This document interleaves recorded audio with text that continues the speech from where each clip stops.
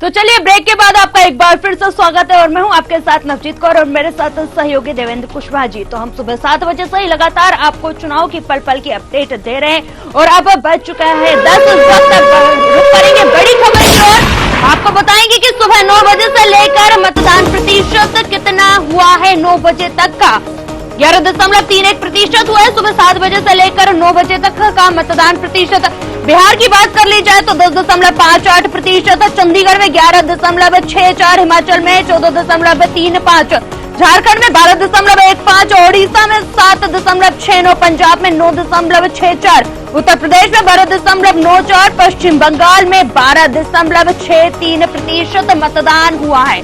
तो सुबह 7 बजे से लेकर 9 बजे तक का हम आपको बता रहे हैं कि सुबह से लेकर 9 बजे तक का मतदान प्रतिशत 11.31% रहा है। इसी के साथ बिहार की बात कर ली जाए 10.58% और चंडीगढ़ में 11.64%, हिमाचल प्रदेश में 14.35%, झारखंड में 12.15%, ओडिशा में 7.69%, पंजाब में 9.64%, उत्तर प्रदेश में 12.94% मतदान हो चुका है 9 बजे तक।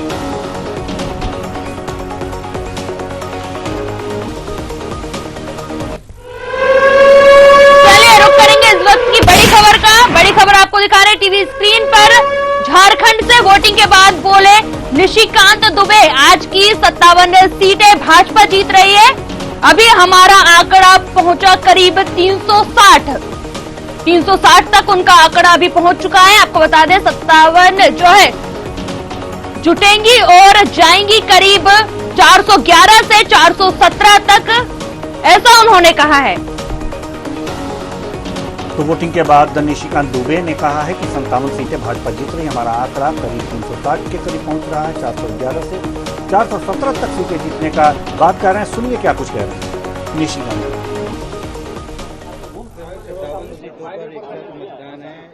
झारखंड में भी 3 सीटें हैं, आप भी शामिल हैं।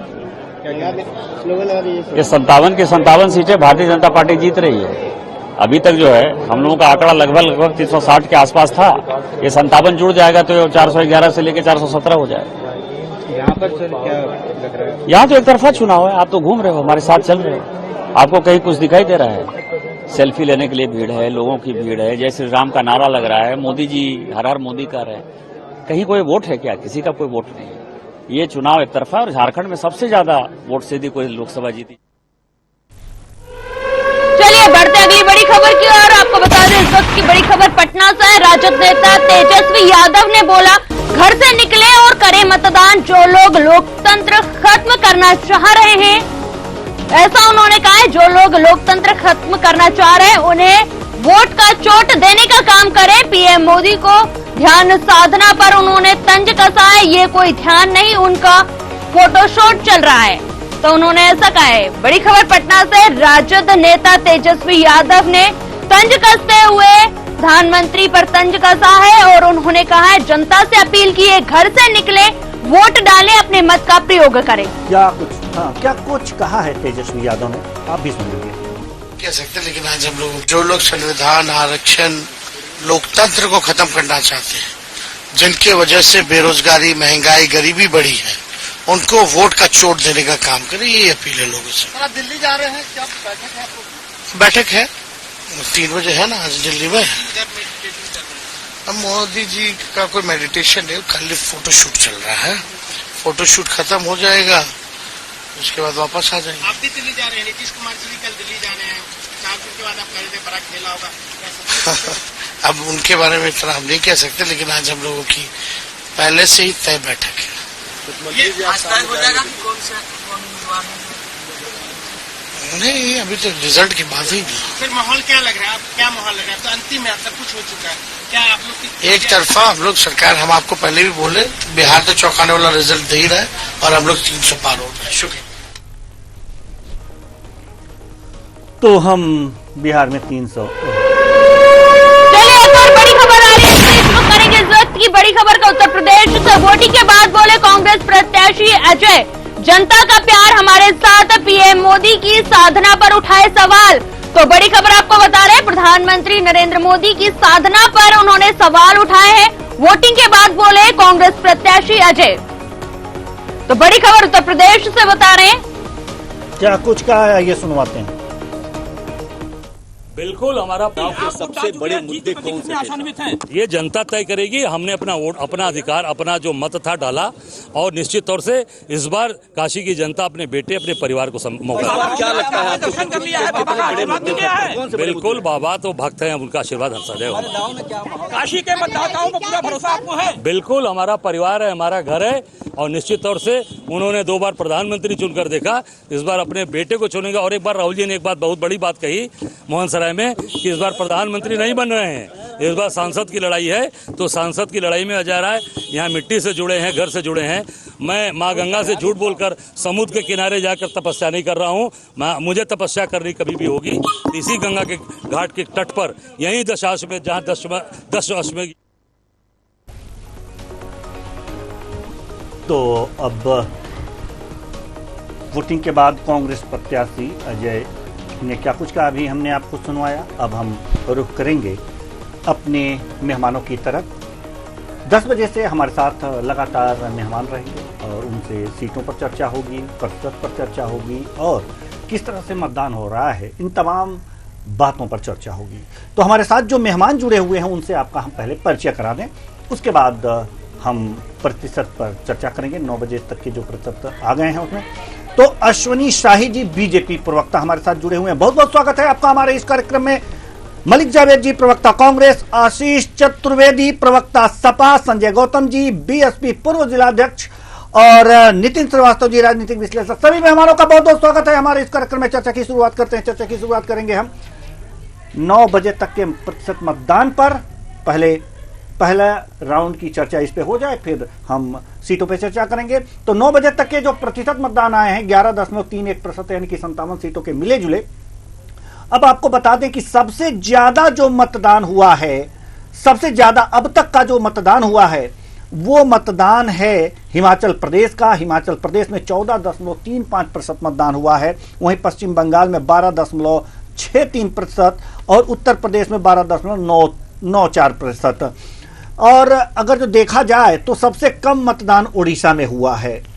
सबसे ज्यादा मतदान हिमाचल प्रदेश में और सबसे कम मतदान उड़ीसा में। क्या दर्शाता है अश्वनी शाही जी?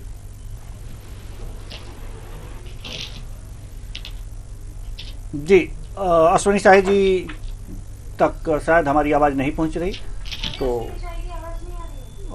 तो हम मलिक जावेद जी के पास रुख करेंगे। क्या लगता है ये कम प्रतिशत मतदान क्या दिखाता है और ज्यादा प्रतिशत मतदान हिमाचल प्रदेश में ज्यादा है और ओडिशा में सबसे कम है? क्या सोच रहे हैं आप मलिक जावेद जी? चलिए, मलिक जावेद जी से भी हमारा संपर्क नहीं हो पा रहा है, तो अब हम आशीष चतुर्वेदी जी सपा प्रवक्ता, सपा से हैं आप हमारे साथ जुड़े हुए। तो क्या लगता है ये प्रतिशत मतदान क्या कहता है जी?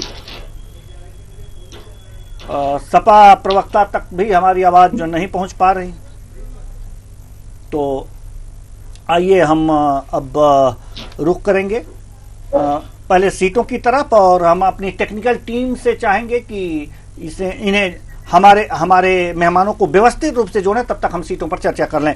नवजीत कौर, हम चाहेंगे कि आप सीटों पर बात करें और जो सीट है हमारे साथ ये वाराणसी की सीट और मुकाबला बताएं आप।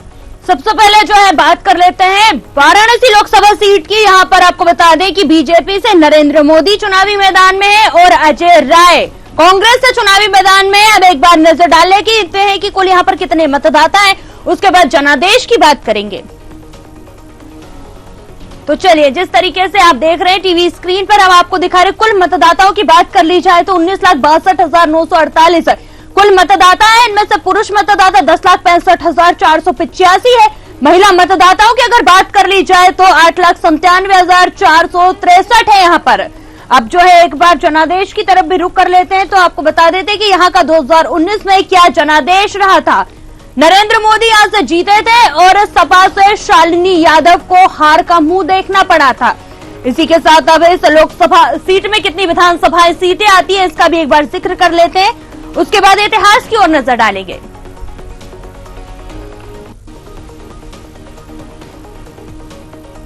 तो अकबरपुर, रहनिया, यहाँ पर अपना दल यानी कि एनडीए, विधानसभा वाराणसी उत्तर, यहाँ पर कमल खिला है, विधानसभा वाराणसी दक्षिण कमल खिला है, वाराणसी कैंट कमल खिला है, और सेवापुरी में कमल खिला है। यानी कि इन सीटों पर अगर जो हम देखें नवजीत कौर, तो सभी पर तो बीजेपी हावी है, तो ये लोकसभा की डर जाएगी वैसे। बिल्कुल, अब ये तो आने वाले वक्त ही बताएगा कि लोकसभा कहाँ जाएगा। अब इसके साथ साथ जो इतिहास पर नजर डालेंगे, एक बार जो इतिहास की तरफ भी रुख कर लेते हैं और बता देते हैं हमारे दर्शकों को कि यहाँ का इतिहास क्या कुछ रहा है। चलिए भाई, 2009 में मुरली मनोहर जोशी कांग्रेस से जीते थे। इसी के साथ अगर 2014 की बात कर ली जाए तो नरेंद्र मोदी बीजेपी से उन्होंने अपनी जीत दर्ज की थी। 2019 में भी प्रधानमंत्री नरेंद्र मोदी ने यहां पर अपनी जीत दर्ज की थी और एक बार फिर से चुनावी मैदान में है यहां से। जी देवेन जी, बिल्कुल 2024 में भी ये चुनावी मैदान में है और अजय राय इनके विपक्ष में है। वाराणसी सीट की हमने बात कर दी, तो अभी हमारे मेहमान जुड़ रहे हैं, तब तक एक और सीट के बारे में भी अपने बिल्कुल मिर्जापुर की तरफ जो है अब रुख करेंगे। मिर्जापुर लोकसभा सीट पर आपको बता देते हैं कि कौन कौन प्रत्याशी है चुनावी मैदान में। इसी के साथ जो है कुल कितने मतदाता हैं उन पर भी नजर डालेंगे। तो चलिए अब ये जल्दी से जल्दी ये लोकसभा सीट आप मिर्जापुर की अगर जो दिखाएं जी बिल्कुल मिर्जापुर तो बेहतर होगा। तो जल्दी से दिखाएं क्योंकि हमारे मेहमान जुड़ चुके हैं और हमारी आवाज उन तक पहुंच रही है, तो चर्चा हम जल्दी से जल्दी करना चाहेंगे। और मिर्जापुर लोकसभा सीट की अगर बात करेंगे तो यहाँ पर आपको बता देते हैं कि सपा से जो है रमेश चंद्र बिंद यहाँ पर चुनावी मैदान में है और बीएसपी से मनीष त्रिपाठी। ये मनीष तिवारी नहीं है जी बिल्कुल। जल्दी से ये हटाइए, ये ग्राफिक्स हटाइए और आगे बढ़िए। कुल मतदाताओं की संख्या बता देते हैं, फिर जनादेश की ओर रुख करेंगे। तो आपको बता दें कि 19,03,640 कुल मतदाता हैं। इनमें से पुरुष मतदाता 9,98,023 है, महिला मतदाता 9,05,617 कुल महिला मतदाता है। अब जनादेश की ओर रुख कर लेते हैं तो बता देते हैं 2019 का जनादेश क्या रहा है, फिर लोकसभा सीट और इतिहास के बारे में भी चर्चा करेंगे। 2019 के जनादेश की बात कर ली जाए तो अनुप्रिया पटेल जीती थी और जो सपा से हारे थे रामचरित्र निषाद।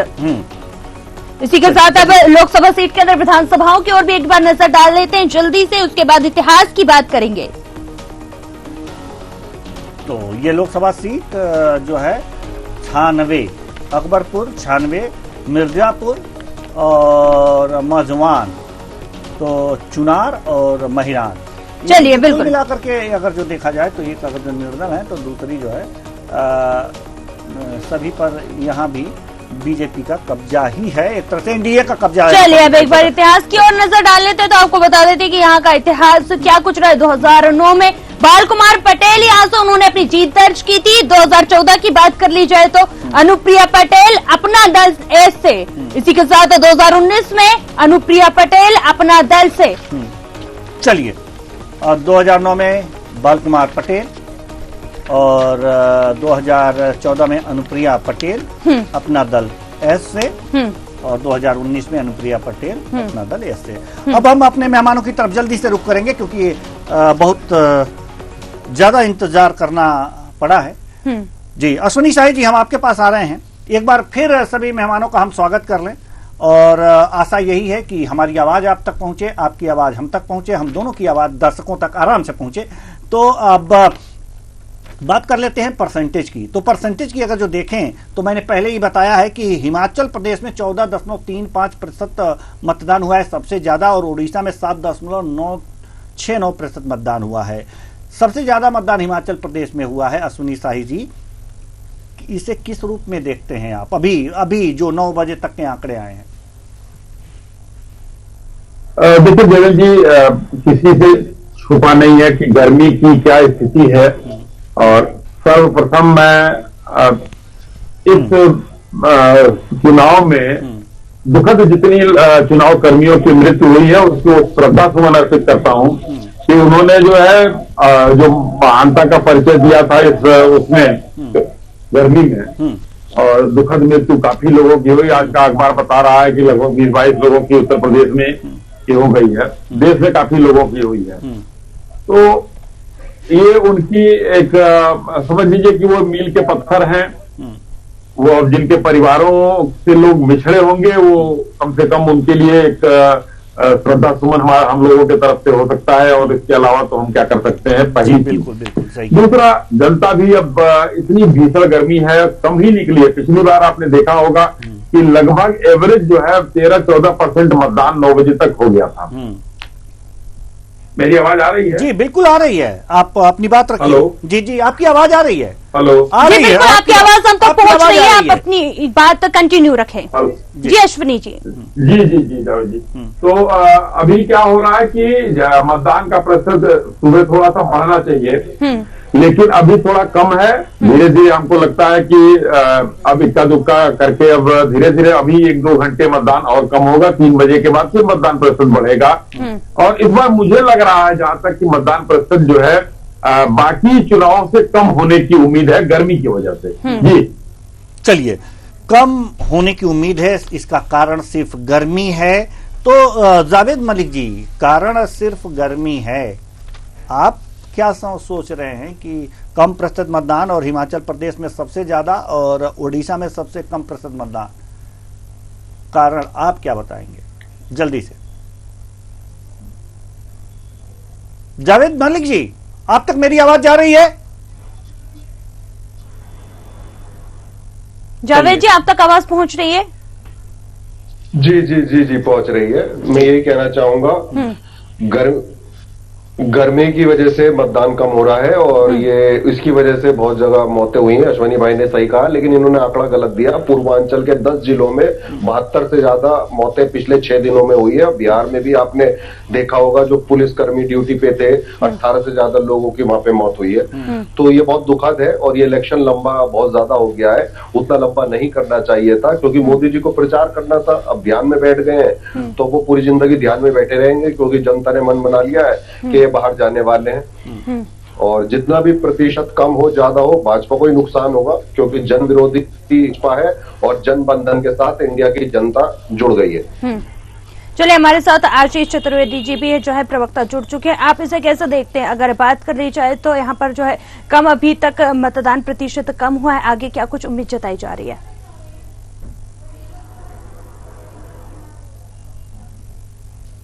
देखिए, हिमाचल प्रदेश में क्योंकि गर्मी का प्रभाव उतना ज्यादा नहीं होता है जितना कि बाकी जो इलाके हैं उसमें है, तो वही चीज आपको जो है वोटिंग परसेंटेज के माध्यम से भी नजर आ रही है।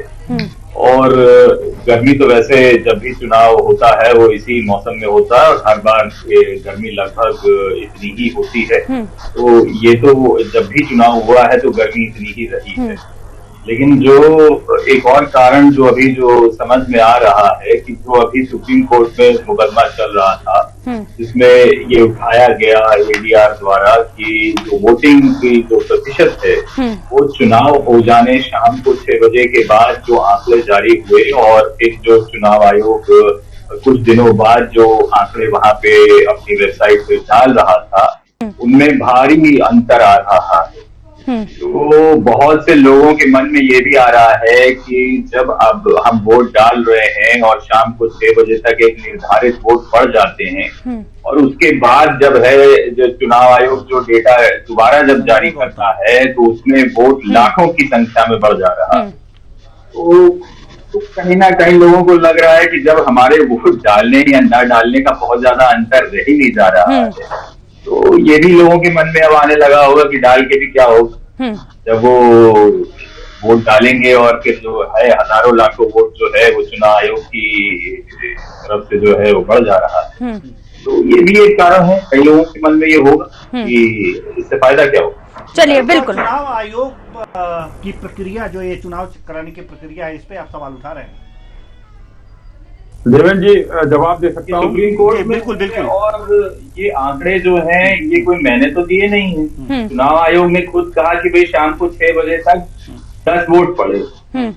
अब 4 दिन बाद वो कह दे कि 15 वोट पड़े जी।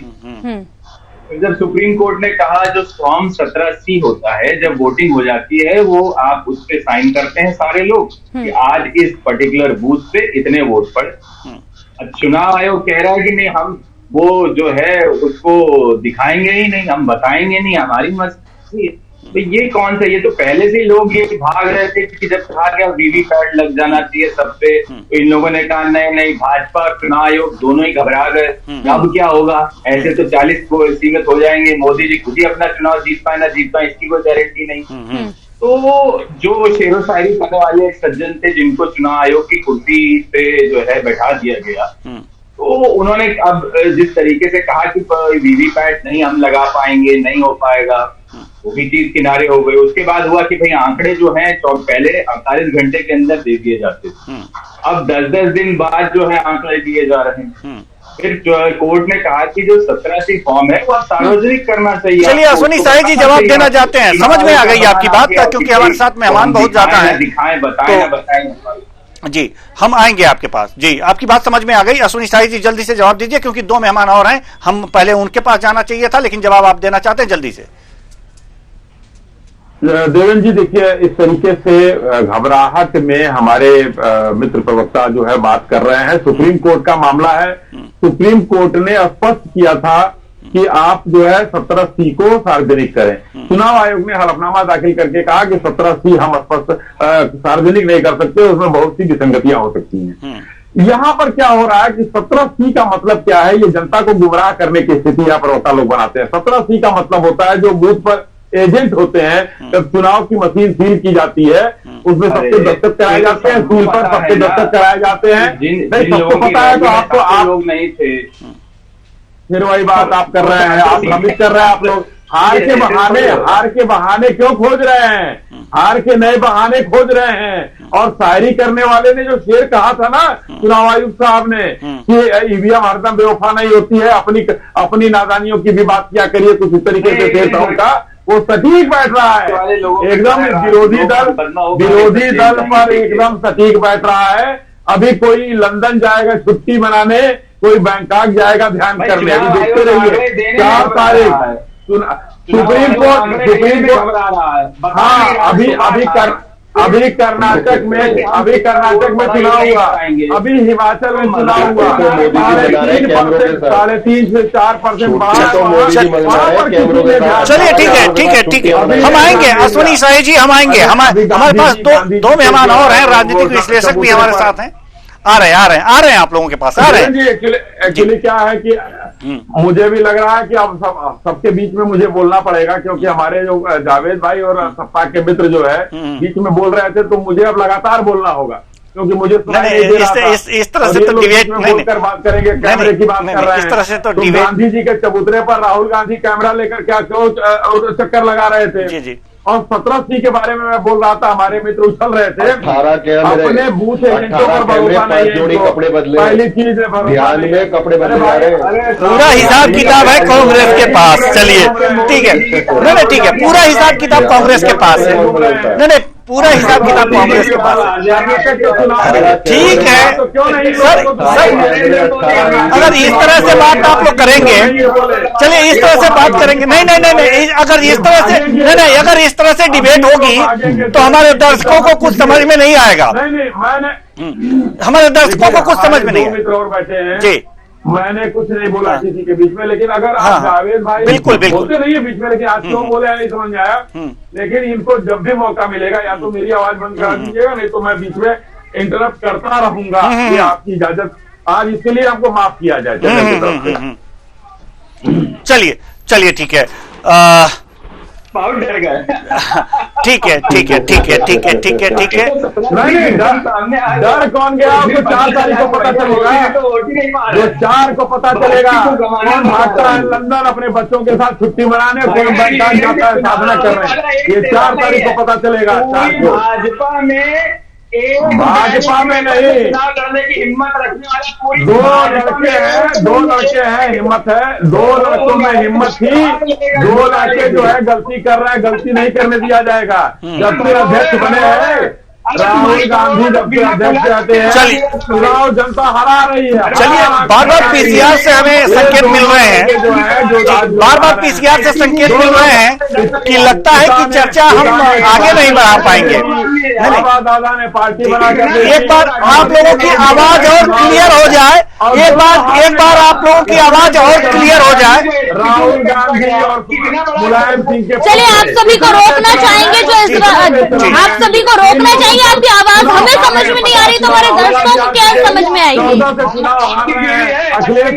ठीक है, 4 तारीख को हम फिर बैठेंगे, 4 तारीख को हम फिर बैठेंगे कि अश्विनी शाही जी आपको रोकना चाहेंगे, आप लोगों की आवाज हम तक साफ नहीं पहुंच पा रही है। बहुत जुझारू प्रवक्ता हमारे साथ बैठे हुए हैं, अब हमारे दर्शकों को भी यह समझ में नहीं आ रहा है। नहीं, हार जीत आज ही नहीं होगी। अरे आज अभी 57 सीटों पे मतदान हो रहा है, हार जीत अभी बाद में होगी सर। फोन बंद होंगे। चलिए बुला कर देख लीजिए। चलिए एक बड़ी खबर आ रही है, बड़ी खबर आ रही है। आप लोगों को रोकना चाहेंगे, रुक करेंगे इस वक्त की बड़ी खबर की ओर। बिहार से वोटिंग को लेकर बोले रविशंकर प्रसाद, पटना साहिब में होगी बहुत निर्णायक विजय। 4 जून को 400 पार, पटना साहिब 4 लाख से। तो उन्होंने ऐसा कहा है कि 400 पार होने वाली है। बिहार से बड़ी खबर, 4 जून को 400 पार, पटना साहिब 4 लाख पार। ऐसा है कहा है उन्होंने कि पटना साहिब में जो है 400 सीटें पार होंगी। रविशंकर प्रसाद यहाँ से चुनाव लड़ रहे हैं और ये कह रहे हैं कि 4 जून को यानी कि मतगणना जब होगी तो सीटें 400 पार जाएंगी और 4 लाख से ज्यादा मतों से ये जीतेंगे। ये अपनी जो है कैलकुलेशन बता रहे हैं, वास्तव में अपना गणित लगा रहे हैं। हाँ बिल्कुल। नवजीत, ये गणित क्या कहलाता है ये तो 4 जून को पता चलेगा, लेकिन वोट डालते हुए रविशंकर प्रसाद अच्छे लग रहे हैं। पूरा मतलब नए कुर्ते और उसमें आए हैं। बिल्कुल, वोट डालने के साथ साथ उत्साह भी उनमें नजर आ रहा है। उन्होंने तो जीत का जो है दावा भी कर दिया। उसके साथ साथ 400 पार के साथ साथ जो है उन्होंने कहा है कि 4 लाख पार जाने वाली है। ठीक है, पार जाए, 400 पार जाए, 500 पार जाए, ये तो 4 जून को पता चलेगा। लेकिन वास्तव में मताधिकार का प्रयोग किया, ये अच्छी बात है। और मताधिकार का प्रयोग सबको करना चाहिए, सबको घर से बाहर निकलना चाहिए। धूप है, ठीक है, गमछा ले लीजिए। आइए रविशंकर प्रसाद ने क्या कुछ कहा है, इन्हीं से सुन लेते हैं। खूब वोट दें। आज तो गर्मी भी कुछ कम हुई है, ईश्वर की बड़ी कृपा है, तो बहुत उत्साह लोग देख रहे हैं, वोट देंगे और बहुत निर्णायक विजय हो रही है देश में, बिहार में और पटना साहिब में। राहुल गांधी तो कह रहे हैं कि प्रधानमंत्री बनने वाले हैं। दिन में सपने देखने पर कोई प्रतिबंध नहीं है। राहुल गांधी के दरबारी लोग तो उनको वर्षों से प्रधानमंत्री को भी देख रहे हैं। अब जनता नहीं देखती तो हम क्या करें। 400 पार का स्लोगन पूरा होगा इसमें। आप देखते जाइए, 4 तारीख 400 पार और जनता के आशीर्वाद से पटना साहिब 4 लाख पार। गठबंधन की बैठक भी हो रही है। उनकी बैठक मुझे कुछ नहीं कहना है। धन्यवाद। तो बैठक में कुछ नहीं कहना है। ये एक और बड़ी खबर। बढ़ते अगली बड़ी खबर की ओर। टीवी स्क्रीन पर आपको दिखा रहे, बिहार से ही आ रही है। आरजेडी नेता तेजस्वी यादव का बयान, किस तरह का एग्जिट पोल पर करें यकीन। बहुत सारे एग्जिट पोल हैं, तो उन्होंने ऐसा कहा है। तो बड़ी खबर बिहार से बता रहे हैं, आरजेडी नेता तेजस्वी यादव का बयान सामने आया है। उन्होंने कहा है कि किस तरह के एग्जिट पोल पर यकीन करें, बहुत सारे एग्जिट पोल हैं। तो बयान दिया है उन्होंने। आइए सुनवाते हैं क्या कुछ कहा इन्होंने। And whose exit poll we should believe? There are so many exit polls, right? So we should wait for the 4th June and what we have seen in ground. तो एग्जिट पोल बहुत सारे हैं और 4 जून को ही असली जो पोल है उसका पता चलेगा कि किसका जो पोल है वो ज्यादा है और किसका कम, किसकी सीटें ज्यादा आ रही हैं, किसकी कम। तो ये थे तेजस्वी यादव, पूर्व डिप्टी सीएम। बड़ी खबर की ओर आपको बता दें, हिमाचल प्रदेश से भाजपा के राष्ट्रीय अध्यक्ष जेपी नड्डा बोले, जनता ने एक ही बात ध्यान में रखी, मोदी की गारंटी, मतलब गारंटी की पूरी होने की गारंटी। तो बड़ी खबर आपको बता रहे हैं, हिमाचल प्रदेश से भाजपा के राष्ट्रीय अध्यक्ष जेपी नड्डा ने बोला है, जनता ने एक ही बात ध्यान में रखी है, मोदी की गारंटी का मतलब गारंटी पूरी होने की गारंटी। क्या कुछ कहा है जेपी नड्डा ने, आप भी सुनिए। देखिए 4 तारीख की काउंटिंग में जो मैंने देखा है, पूर्व से पश्चिम तक, उत्तर से दक्षिण तक और मध्य भारत में भी, हर जगह भारत की जनता एक सक्षम भारत देखना चाहती है, एक समृद्ध भारत देखना चाहती है और एक आत्मनिर्भर भारत देखना चाहती है। और यह संभव है तो मोदी जी के नेतृत्व में, ऐसा विश्वास है। इसलिए प्रधानमंत्री मोदी जी के लिए सभी लोग आशीर्वाद देना चाहते हैं, उसके लिए आतुर हैं। हर एक जगह मैंने देखा, और भारतीय जनता पार्टी स्पष्ट रूप से एनडीए 400 पार कर रही है। तो चलिए अब हम एक और सीट ले लेते हैं जिस पर मतदान हो रहा है, उत्तर प्रदेश की चंदौली सीट। नवजीत कौर, जानकारी दीजिए। बिल्कुल, वहीं आपको बता देते हैं कि चुनावी मैदान में कौन है। बीजेपी से बात कर ली जाए तो महेंद्र पांडे और वीरेंद्र सिंह सपा से चुनावी मैदान में। यहाँ पर एक बार नजर डाल लेते हैं कि कुल कितने मतदाता हैं। मतदाताओं के बारे में आपको बता देते हैं ग्राफिक्स के माध्यम से। उसके बाद जनादेश पर आएंगे तो आपको बता दें कि 18,16,000 यहाँ पर कुल मतदाता है, जिसमें से पुरुष मतदाता 9,83,000, 8,33,000 महिला मतदाता यहाँ पर है। चलिए इसी के साथ अब जनादेश की ओर भी एक नजर डाल लेते हैं। तो आपको बता देते हैं 2019 का जनादेश क्या कुछ रहा है। तो ग्राफिक्स के माध्यम से आपको बता दें कि महेंद्र पांडे जीते थे बीजेपी से और संजय सिंह चौहान सपा से हारे थे। इसी के साथ इस लोकसभा सीट में कितनी विधानसभाएं हैं वो भी आपको बता देते हैं। फिर बात करेंगे इतिहास की ओर। चलिए, विधानसभा अकबरपुर मुगलसराय में कमल खिला है, विधानसभा सकलडीहा में साइकिल चली है और सैयद रजा में कमल खिला है, और वहीं अजगरा विधानसभा में कमल खिला है, शिवपुर में कमल खिला है। यानी कि पूरी जगह अगर जो एक विधानसभा सकलडीहा को छोड़ा जाए तो सारी जो 4 शेष विधानसभा इस चंदौली लोकसभा में आ रही हैं, इन पर कमल ही खिलता नजर आ रहा है। और यही अगर जो रिजल्ट आ जाते हैं तो अब क्या कहें। अब हम दर्शक कुछ समझदार हैं लेकिन हम कुछ कहेंगे नहीं। सवाल यहाँ पर यह है कि विधानसभाओं की स्थिति अलग होती है और लोकसभा की स्थिति अलग होती है। हाँ। बिल्कुल। अब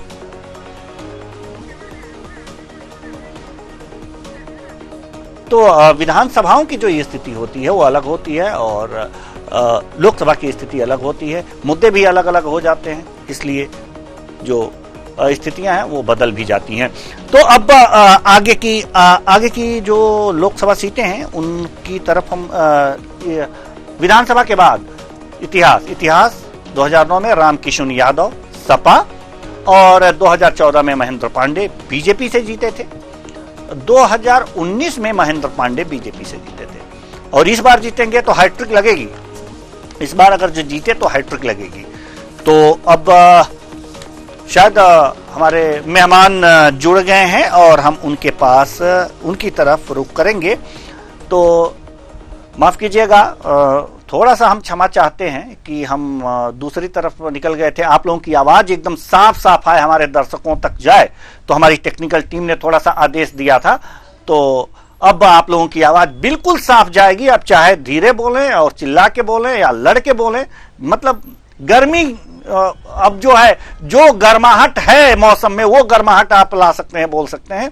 हमारी टेक्निकल टीम ने आदेश दे दिया है, कोई दिक्कत नहीं है। लेकिन जो हमारे मेहमान हैं उनके पास हम नहीं पहुंच पा रहे थे, हम उनके पास पहले जाना चाहेंगे और सवाल यही होगा। संजय गौतम जी और राजनीतिक विश्लेषक नितिन श्रीवास्तव जी अभी बचे रह गए हैं, आप लोगों के पास तो हम आए ही नहीं। तो संजय गौतम जी, इसको किस रूप में देख रहे हैं? ये जो मत प्रतिशत है, मत प्रतिशत को किस रूप में आप देख रहे हैं कि थोड़े से कम मतदान हुए हैं और मतदान अगर जो इसी तरह से कम रहे तो किसके पक्ष में जा सकता है? ये जो मतदान कम हो रहे हैं तो इसका सबसे बड़ा कारण गर्मी का है। जो इतने दिनों से तेज गर्मी पड़ रही है तो लगातार आप भी देख रहे होंगे मतदान का जो प्रतिशत है वो गिर रहा है। और मैं समझता हूं कि सबसे ज्यादा इसका लाभ हमारी पार्टी को होने वाला है कि कहीं ना कहीं जो और ऐसे वोटर हैं जो सुविधाजनक तरीके से अपना जीवन यापन कर रहे हैं, तो वो ऐसी धूप में निकलने में कोताही बरतेंगे लेकिन हमारा जो कोर वोटर है, बहुजन समाज पार्टी का, बहुजन समाज का जो कोर वोटर है, प्रयास करेगा कि हम अपने हक सम्मान के लिए जाएं, निकलें, इतना संघर्ष चल रहा है तो वोट भी करें और अपने पार्टी को मजबूत करें। चलिए, अपनी पार्टी को मजबूत करें। राजनीतिक विश्लेषक नितिन श्रीवास्तव जी, हम आपके पास आना चाहेंगे। सवाल आपसे यही है, सवाल ये है कि ये प्रतिशत मतदान अगर कम होते हैं, चाहे धूप की वजह से हो चाहे किसी कारण हो, नुकसान किस पार्टी को ज्यादा हो सकता है? अनुमान क्या है आपको? देखिए, बिल्कुल जब प्रतिशत कम पड़ता है तो निश्चित रूप से माना जाता है कि भारतीय जनता पार्टी के जो वोटर हैं वो घरों से नहीं निकले हैं। सबसे बड़ी बात यह है कि कल जिस तरह से हीट वेव का प्रकोप देखने को मिला था, तमाम लोगों की मृत्यु हुई है, तमाम लोग अस्पताल में भर्ती हैं, तमाम जो मतदान कर्मी जो थे उनकी जो ड्यूटी लगी थी विभिन्न रूप में, उनकी मृत्यु हुई है। कहीं ना कहीं उसकी दहशत भी है। गर्मी बेहिसाब है। आपने देखा होगा कल चंदौली में, कल मिर्जापुर में किस तरह की स्थितियां रही, लखनऊ में कल किस स्थितियां रही। तो ऐसी स्थिति में जो मतदान का प्रतिशत कम होना है वो कहीं ना कहीं भारतीय जनता पार्टी के लिए एक चिंता का सबब है। लेकिन सबसे अच्छी बात यह है कि जो आज 13 सीटों पर मतदान हो रहा है उत्तर प्रदेश की 80 लोकसभा सीटों में से, अंतिम चरण है, ये सबसे हाई प्रोफाइल सीटें हैं। प्रधानमंत्री नरेंद्र मोदी का संसदीय क्षेत्र है, योगी आदित्यनाथ जो कि मुख्यमंत्री हैं उनका क्षेत्र है गोरखपुर, वहां पर मतदान हो रहा है। और ये पूर्वांचल की सारी सीटें हैं। ये मुकाबला भी काफी कड़ा है और माना जा रहा है कि जो गर्मी का सितम है वो जैसे जैसे कम होगा उसके बाद मतदान जो है प्रतिशत उसमें बढ़ोतरी देखने को मिल सकती है। तो उम्मीद की जानी चाहिए कि मतदान जो है ज्यादा से ज्यादा हो। और ऐसी स्थिति में गर्मी से भी बचने को लेकर के लोग उपाय कर रहे हैं। आपने देखा होगा कि जगह जगह पर इलेक्शन कमीशन ने प्याऊ की व्यवस्था कर रखी है, जगह जगह पंडाल लगा रखे हैं, जगह जगह शेड लगा रखे हैं। ऐसी स्थिति में कि मतदान जो है प्रभावित ना हो, मतदाता प्रभावित ना हो और किसी भी तरीके से उसको गर्मी से बचाया जा सके। लेकिन जो गर्मी का सितम है वो अपने आप में शबाब पर है। और ऐसी स्थिति में देखना होगा कि आखिरकार 13 सीटों पर जो आज मतदान हो रहे हैं उसमें गर्मी जीतती है या फिर वोटर? गर्मी दिखती है या फिर वोटर्स। अब हम रुख करेंगे अपनी सीटों की तरफ रुख करेंगे, जैसे कि वाराणसी जी, जैसे कि बाहर से होगी जी। हम रुख करेंगे अपने मेहमानों की तरफ और अश्विनी शाही जी से सवाल करेंगी वाराणसी सीट से संबंध में। नवजीत कौर जी। बिल्कुल, अगर बात कर ली जाए तो वाराणसी लोकसभा सीट काफी ज्यादा सीट मानी जा रही है। यहाँ से नरेंद्र मोदी चुनावी मैदान में, वहीं अगर देखा जाए तो विपक्ष भी जो है वो भी हैट्रिक लगाने की, क्योंकि अगर देखा जाए तो वहां पर लगातार तीसरी बार वो जो है हारते हुए नजर आए हैं। और अगर जिस तरीके से अभी हमारे वरिष्ठ पत्रकार हमारे साथ विश्लेषक जुड़े हुए थे, उन्होंने कहा था कि जिस तरीके से मतदान प्रतिशत कम हो रहा है इसका सीधा तौर पर कहीं ना कहीं देखा जाए तो भाजपा को नुकसान होता हुआ नजर आएगा। इसको लेकर क्या कुछ कहेंगे? और देखिए, ऐसा कोई नहीं है कि भाजपा को नुकसान होता हुआ नजर आएगा। ये देखा जाता है, एक अनुमान लगाया जाता है कि भारतीय जनता पार्टी के मतदाता मध्यवर्गीय परिवार के होते हैं और वो लोग घरों से नहीं निकलते हैं, छुट्टियां मनाते हैं। तो ये लगभग अब सभी वर्ग के लोग हैं जो छुट्टियां मनाते हैं। चुनाव के दिन लोकतंत्र का अपना जो है मत प्रयोग न करके, उत्सव न मनाकर छुट्टियां मनाया जाता है। तो ये उनकी अपनी सोच है, चाहे जो भी हो। लेकिन ऐसा कुछ नहीं देखा गया है। जो चुनाव हो रहे हैं उसमें अभी तक इतिहास गवाह है कि मत प्रतिशत अगर कम हुआ है तो कोई सरकारें बहुत बदली नहीं है, ऐसा ये देखने को मिला है। तो हम ये कैसे कहें, क्योंकि 4 तारीख अब आ रहा है। इतने बड़े भविष्यवक्ता हम लोग नहीं है कि किसका कम होगा किसका ज्यादा होगा। मगर मैं ये इतना जरूर कह सकता हूं कि भारतीय जनता पार्टी ने 2019 में उत्तर प्रदेश की मैं बात जहां तक बता रहा हूं, हमने 40 सीटों पर 50% से ऊपर मत प्राप्त किए थे और जीत का प्रतिशत बहुत ज्यादा था। इतना लगभग किसी ने जो है आज तक 3 बार ही, एक बार 77 में 68% के आसपास मतदान हुआ, लोगों को मिला था। उस समय शायद लोकदल था और राजीव जी का समय, इंदिरा जी के दुखद मृत्यु के बाद एक बार मतदान हुआ था, तो उसमें लगभग जो है 52% के आसपास मतदान हुआ था। नहीं तो ये 50% से ऊपर जो है भारतीय जनता पार्टी पाई है।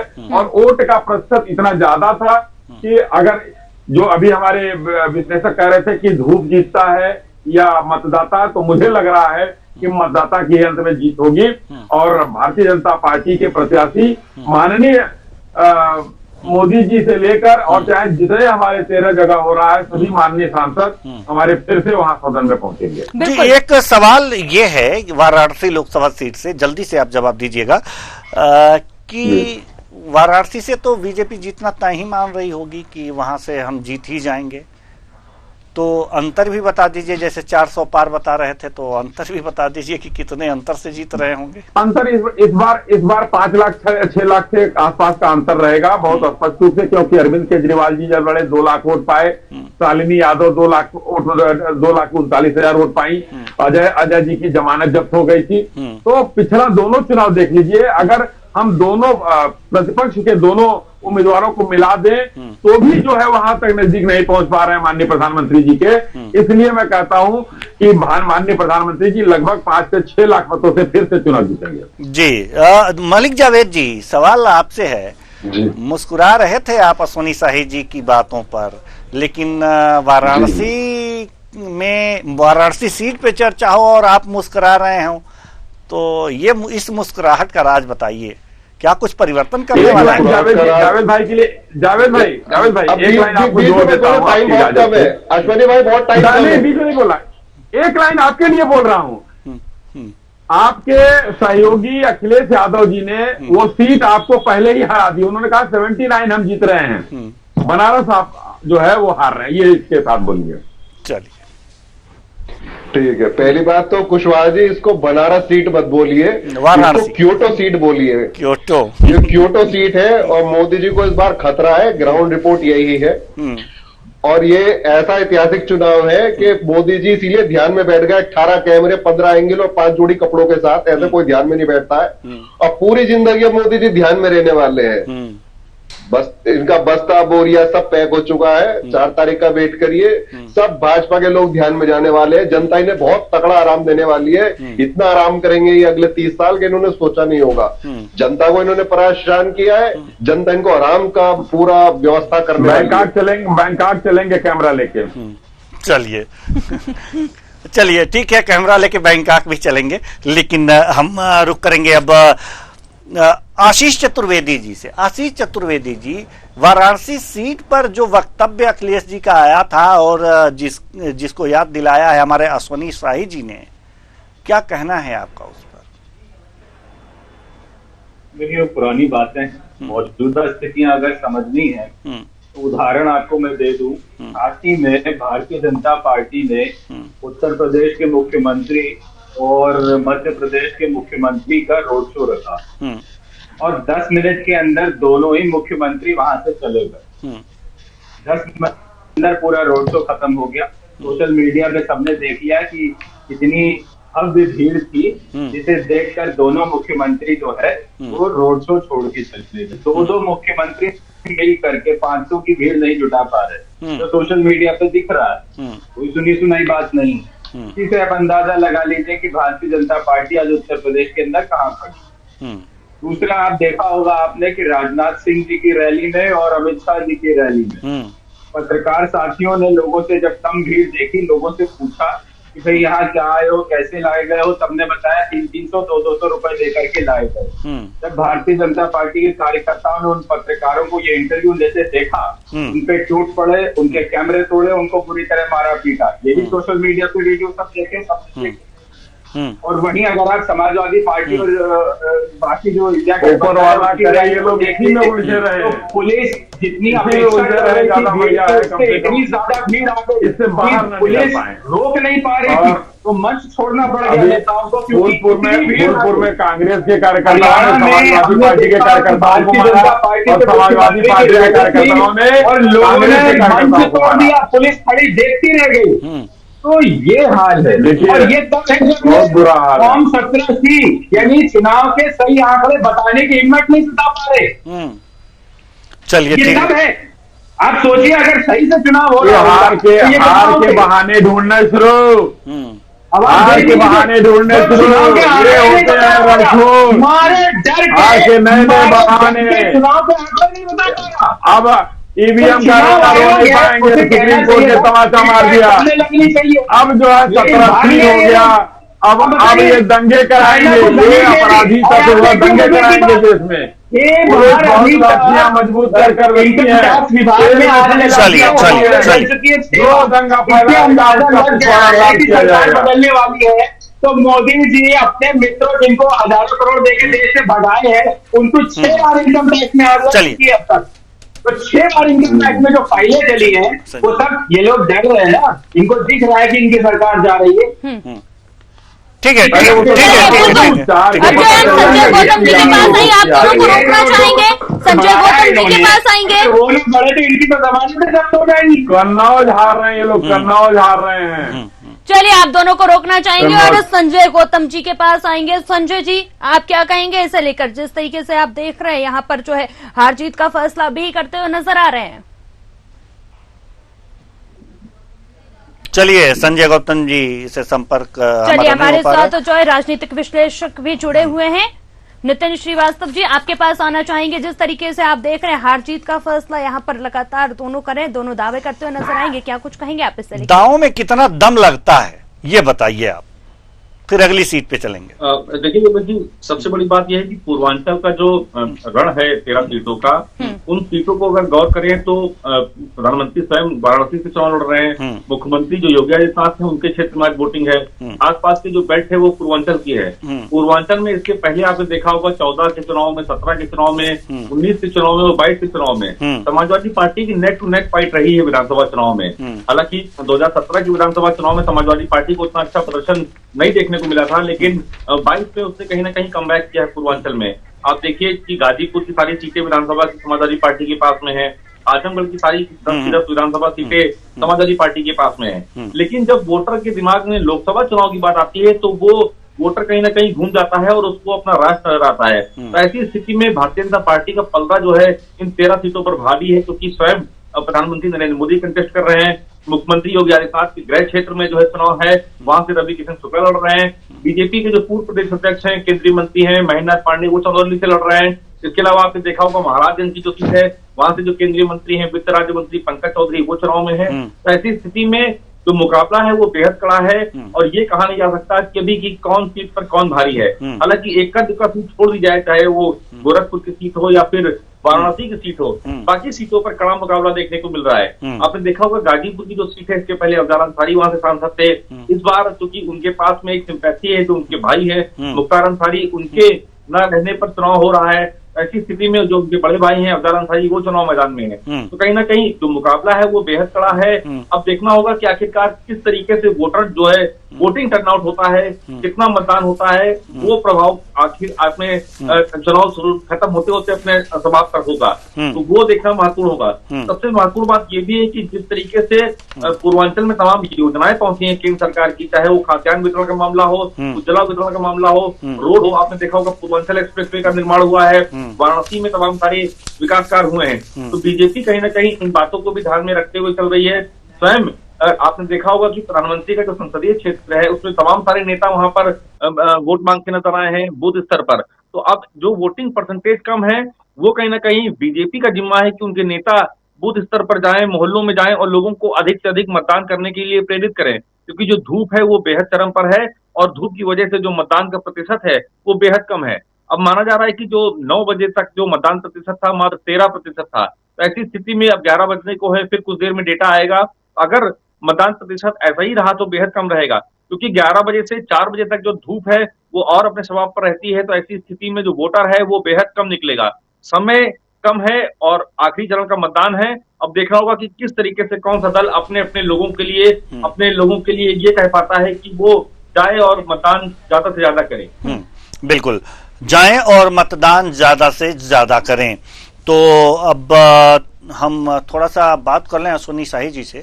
अश्विनी शाही जी, चंदौली सीट के बारे में आपका क्या कहना है? माफ कीजिएगा, मिर्जापुर सीट। जी देखिए, मिर्जापुर सीट जो है अनुप्रिया जी वहाँ काफी लोकप्रिय नेता हैं और हैट्रिक लगाने की पूरी उम्मीद है कि हैट्रिक लगाएंगी वो। उन्होंने अपने क्षेत्र में काम किया है, उन्होंने शिक्षा के क्षेत्र में विश्वविद्यालय देने का, मेडिकल कॉलेज देने का, सरकार ने देखिए केंद्र सरकार की और राज्य सरकार की जो योजनाएं हैं वो हर संसदीय क्षेत्र में यहाँ पर पहुंची हैं। और अभी हमारे राजनीतिक विश्लेषक ने कुछ चीजें जो पूर्वांचल की गिनाई, उसमें भारतीय जनता पार्टी उत्तर प्रदेश में लैंडलॉक स्टेट उत्तर प्रदेश है, इसमें लगभग जो है 17-18 एक्सप्रेसवे पर काम चल रहा है, उसमें 8-9 चालू हो चुके हैं हमारे। रोजगार के लिए ओडी ओपी की योजना, एमएसएमई की योजनाएं जो बहुत वार लेवल पर हम लोगों ने किया है। जो उत्तर प्रदेश में हमने जो है, जो एक तमिलनाडु में और एक उत्तर प्रदेश में जो डिफेंस कॉरिडोर बनाया है, उस पर प्रोडक्शन भी उत्तर प्रदेश में चालू हो चुका है। तो इसी तरीके से आप कहिए, जैसे पहले के लोग थे, चूर्क सीमेंट फैक्ट्री सोनभद्र में बंद हो चुकी थी, उसमें बहुत से आंदोलन हुए। मुलायम सिंह जी की सरकार थी उस समय जब आंदोलन हुआ था, गोलियां भी चली थी वहां। लेकिन अब बालू माफिया को हम लोगों ने वहां पर पूरी तरीके से बंद करने का काम किया है।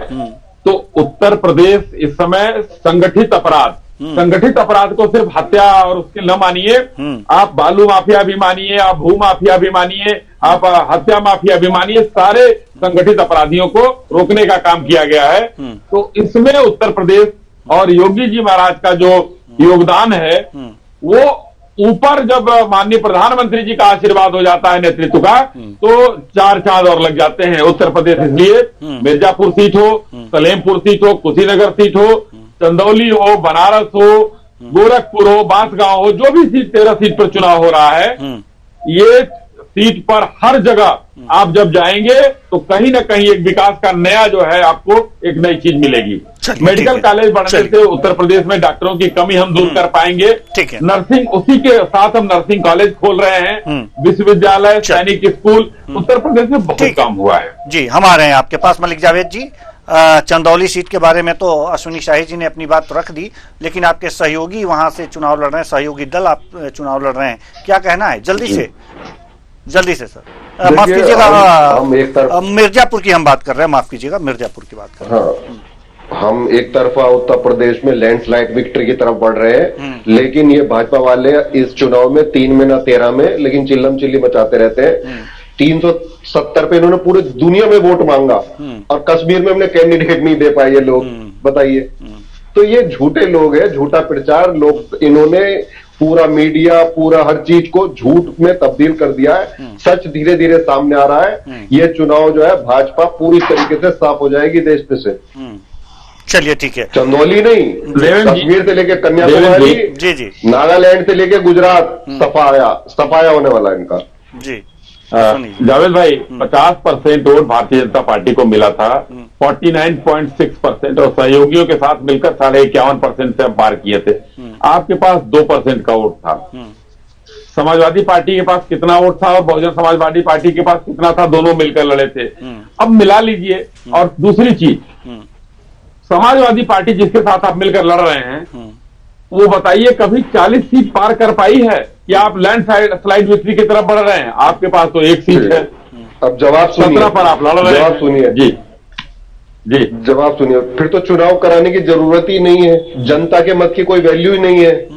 अगर रिपीट ही हो रही है सारी चीजें, फिर तो कोई वैल्यू ही नहीं है लोकतंत्र की। इसीलिए तो आप तानाशाही की तरफ बढ़ रहे हो।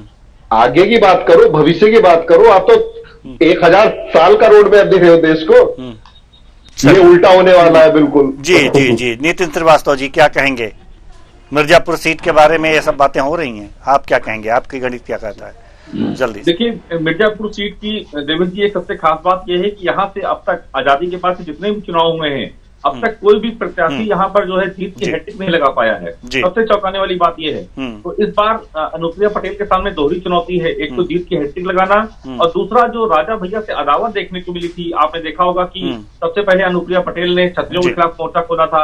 ऐसी स्थिति में राजा भैया और उनकी पूरी टीम जो है वहां पर पहुंची थी और उनके खिलाफ प्रचार किया है। तो अगर मिर्जापुर में क्षत्रिय का विरोध देखने को मिलता है तो निश्चित रूप से कड़ा मुकाबला होगा। दूसरा एक और जो दांव है वो विपक्ष से तगड़ा खेला था। जो यहाँ पर भदोही से सांसद थे रमेश बिंद, उनको इस बार समाजवादी पार्टी इंडिया गठबंधन ने अपना प्रत्याशी बनाया है। तो ऐसी स्थिति में जो लड़ाई है वो बेहद दिलचस्प हो चली है।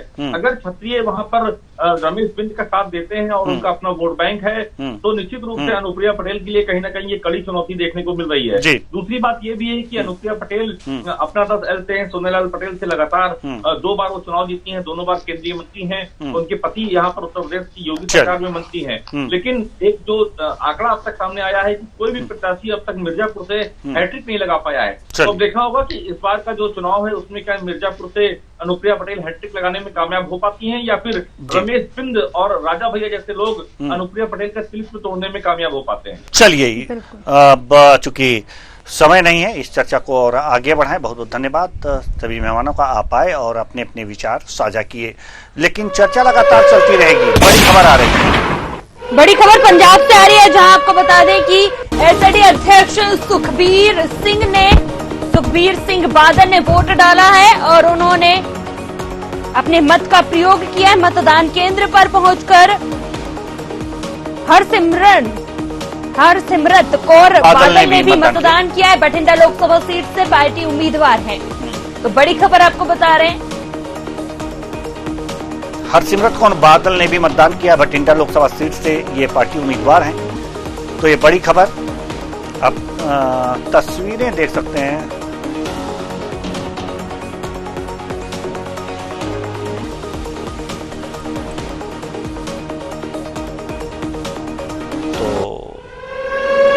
बड़ी खबर एक और चलिए करते हैं इस वक्त की बड़ी खबर का। पश्चिम बंगाल से टीएमसी उम्मीदवार अभिषेक बनर्जी का बयान, बनारस में लोकतंत्र का गला घोटा गया, प्रत्याशियों के नामांकन रद्द किए गए हैं, ऐसा उन्होंने कहा है। तो बड़ी खबर आपको दिखा रहे हैं, डायमंड हार्बर से सबने नामांकन किया, यहां नहीं हुई कोई रोक टोक, ये दिखाता है भाजपा डरी हुई है, उन्होंने ऐसा कहा है। तो देख सकते हैं आप किस तरीके से कटाक्ष करते हुए नजर आ रहे हैं। क्या कुछ कह रहे हैं, सुनते। ये मीडिया की भी बहुत लोग कवर किए हैं, मेरा देखने का कोई बात नहीं है, लोग वोट देंगे। पर बनारस में जिस तरीके से लोकतंत्र की गला घोटी गई, कैंडिडेट्स के नॉमिनेशन आपने रिजेक्ट कर दिया। किसी आदमी अगर नॉमिनेशन देने जा रहे हैं, उसको इलेक्शन कमीशन डीईओ के ऑफिस में या रिटर्निंग ऑफिसर के ऑफिस में घुसने तक नहीं दे रहे। और ये एक दिन नहीं हुआ है, लगातार 3-4 दिन 5 दिन हुआ है। ये मीडिया की भी बहुत लोग कवर किए हैं, आपने देखा है। तो अगर उनको इतना ही आत्मविश्वास है कि भाई जीतेंगे, तो प्राइम मिनिस्टर की सीट है और उनका नाम पे वो हर जगह जाके बीजेपी का उम्मीदवारों के लिए वोट मांग रहे, तो इतना डरने वाली क्या बात है। डायमंड हार्बर में सीपीआईएम गया, बीजेपी का नॉमिनेशन हुआ, बीएसपी का नॉमिनेशन हुआ, इंडिपेंडेंट नॉमिनेशन किया, एसयूसीआई नॉमिनेशन किया, कोई रोक टोक नहीं है।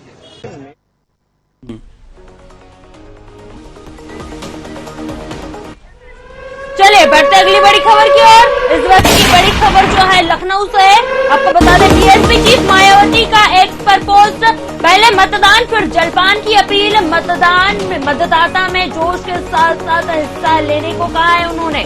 तो बड़ी खबर आपको बता, रोजगार आत्मसम्मान देने वाली सरकार बनाए, देश के स्वाभिमान वाली सरकार बनाए, गरीब मजलूम के लिए विकास के दरवाजे खोले, ऐसा उन्होंने कहा है।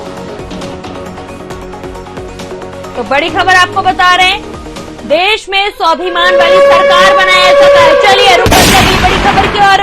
खबर बिहार से, जहां सीएम नीतीश कुमार ने किया मतदान, बख्तियारपुर में एक मतदान केंद्र पर पहुंचकर वोट डाला है, लोगों से भी मतदान करने की अपील की है।